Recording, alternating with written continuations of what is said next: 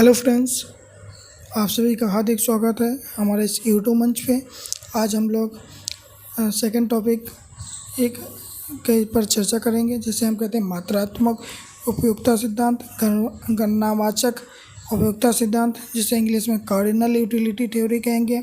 इसमें होता है कि किसी भी वस्तु को हम एक संख्या में माप सकते हैं, उसे हम यूटिल्स कहेंगे।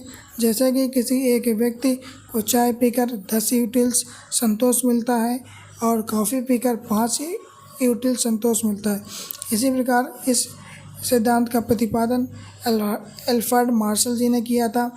उनकी मुख्य अवधारणाएं दो थी, मार्जिनल यूटिलिटी यानी कि सीमांत उपयोगिता, दूसरा टोटल यूटिलिटी यानी कि संपूर्ण उपयोगिता।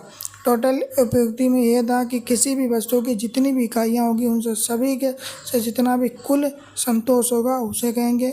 और बढ़ती खपत के साथ, जो बढ़ती खपत है उसके साथ में कुल उपयोगिता बढ़ता है, लेकिन एक बिंदु पर स्थिर होता है, उसके बाद घटने लगता है। क्या होता है? पहले बढ़ता है, एक बिंदु पर स्थिर होता है, उसके बाद घटने लगता है। और मार्जिनल यूटिलिटी में क्या होता है?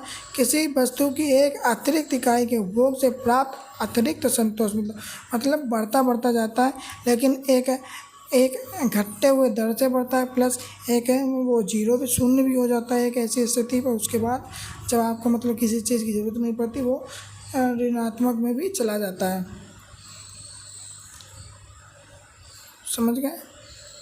और जो इसका कंज्यूमर इक्विलिब्रियम का जो इक्विलिब्रियम होगा, उपभोक्ता संतुलन होगा, उसे MUX/PX हम दो वस्तुओं में बता रहे हैं। MUX/PX equal to MU/Py। Okay. और इसकी आलोचना क्या थी? यूटिलिटी की माप संभव नहीं है, यानी कि संख्याओं में मापना संभव नहीं है। स्थिर उपयोगिता की अवधारणा आभासी, जो स्थिर उपयोगिता है उसकी अवधारणा अवास्तविक है। तीसरा, मुद्रा की उपयोगिता है स्थिर नहीं होती, जबकि सिद्धांत ऐसा मानता है। तीसरा, विकल्प प्रभाव यानी सब्स्टिट्यूशन जो प्रभाव होता है उसकी अपेक्षा की गई है। और जो इस समय हम करंट अफेयर के तहत इसमें लिंक कर सकते हैं, वो फ्री रेबीज सब्सिडी स्कीम है, उसके तहत। दूसरा, उपभोक्ता संरक्षण नीति, जब सीमांत उपयोगिता कम हो तो विकल्प खोजने की प्रवृत्ति बढ़ती इस टाइप में।